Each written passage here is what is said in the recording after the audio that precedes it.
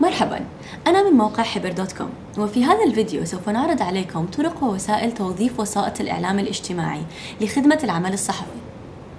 الإعلام الاجتماعي يقوم على لا مركزية المعلومات وتغير قنوات الاتصال من أحادية الجانب بين مرسل ومستقبل إلى متعددة الاتجاهات، حيث الجميع مرسل ومستقبل. والفكرة لا تقوم فقط على أن أي شخص بإمكانه إنتاج محتوى، بل هي في تغير طرق استهلاك هذا المحتوى ونشره وتطويره والتفاعل معه. هنالك عدة مواقع وتقنيات تعد من العناصر المؤثرة في الإعلام الاجتماعي، سنغطي في هذا الفيديو أهمها، مثل فيسبوك الذي أظهرت دراسة حديثة أن عدد مستخدميه في العالم العربي يفوق توزيع الصحف اليومية، وتويتر الذي يزداد عدد مشتركيه يوميا بمقدار 300 ألف شخص، ووتوت الذي يقوم على نفس مبدأ تويتر ولكن مستخدميه في العالم العربي أكثر، بالإضافة إلى بعض تطبيقات جوجل. سنعرض هنا طرق استخدام وسائط الإعلام الاجتماعي لتحقيق الأهداف التالية. أولا، العثور على أفكار جديدة لقصص صحفية واتجاهات شائعة، ترندز ومصادر. وثانيا، التفاعل والتواصل مع القراء والمشاهدين بطرق جديدة. على مساحات الشبكات الاجتماعية مثل فيسبوك وتويتر والمدونات تجري نقاشات وتحديثات حول قضايا وقصص قد تغيب أو تختلف تغطيتها عن الإعلام السائد.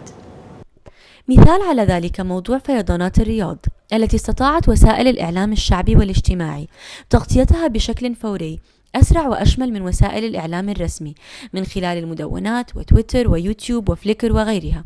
ونرى هنا فيديو لحالة السيول في الشوارع تم تصويره من على زورق الدفاع المدني وتحميله على يوتيوب. السؤال هو: كيف يمكنكم كصحفيين العثور على قصص ومواضيع تهمكم على المدونات والشبكات الاجتماعية؟ نبدأ بتويتر، الشبكة الاجتماعية الأسرع نمواً والأكثر فاعلية في التغطية اللحظية للأحداث.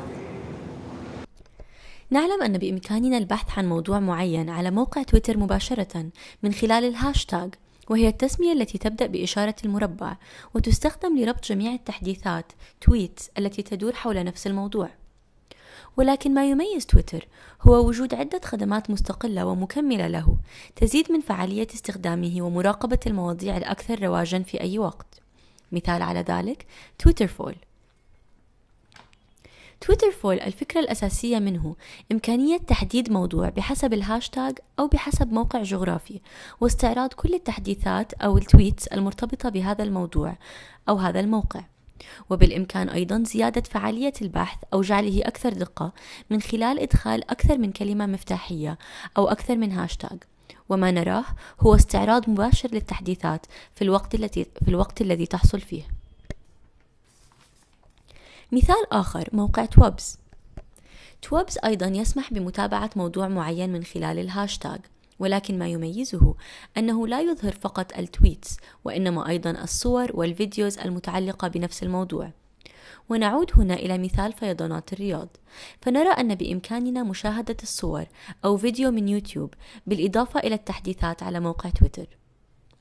هنالك موقع شبيه بتويتر اسمه وتوت، وهو في الأساس موقع عربي يتميز بأن عدد مستخدميه في العالم العربي أكبر من عدد مستخدمي تويتر، ويتميز أيضا بإمكانية التحديث من خلال الرسائل القصيرة عبر الخلوي في 6 دول عربية، وهو أمر لم يصبح متاحا على تويتر إلا مؤخرا. إذا كنت مهتما بتغطية موضوع محدد أو مكان محدد، سوف يهمك معرفة كل جديد يكتب عنه على المدونات والمواقع الإلكترونية، وتنبيهات جوجل تجعل ذلك ممكنا.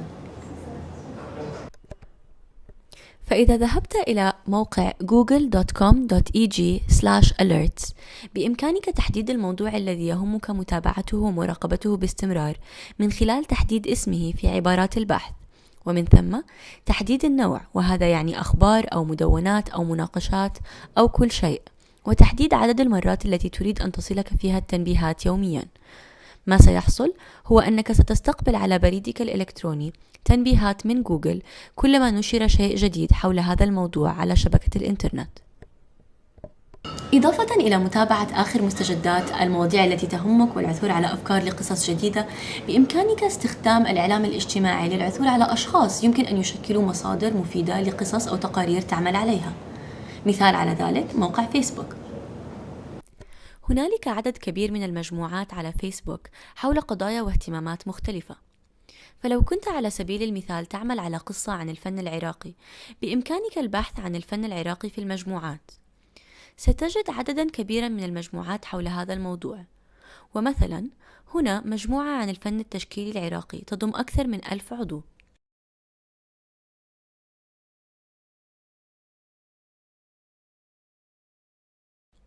إحدى فوائد مثل هذه المجموعة هي إمكانية الاتصال بالشخص المسؤول عنها والاستفادة منه كمصدر وكمدخل لمصادر أخرى. بعد أن استعرضنا بعض طرق إيجاد مصادر واتجاهات وأفكار جديدة، سنتحدث عن كيفية استخدام الإعلام الاجتماعي للتواصل مع القراء والمشاهدين بطرق جديدة. الفكرة هي أن عليك بناء شبكة من أشخاص يمكنك التفاعل معهم واللجوء إليهم والاستفادة من خبرتهم. تويلو هو أحد المواقع التي تعمل كدليل لمستخدمي تويتر، ويمكن من خلاله البحث عبر كم هائل من التصنيفات. هنالك أيضا موقع مختص بمشتركي تويتر العرب، وهو arabtweeple.com، يضم أكثر من 15,000 مستخدم عربي مصنفين حسب اختصاصاتهم أو حسب بلدانهم. من المهم أن نتذكر أنه ليس هنالك معادلة سحرية لتحقيق الفائدة القصوى من وسائل الإعلام الاجتماعي. السر هو في اكتشاف أشخاص مفيدين، واكتشاف مواقع ومقالات وأفكار، وهذا لا يتم إلا عن طريق الاستخدام وقضاء وقت أكثر في تتبع الروابط وفي بناء مجتمعات وشبكات إلكترونية أكثر فعالية.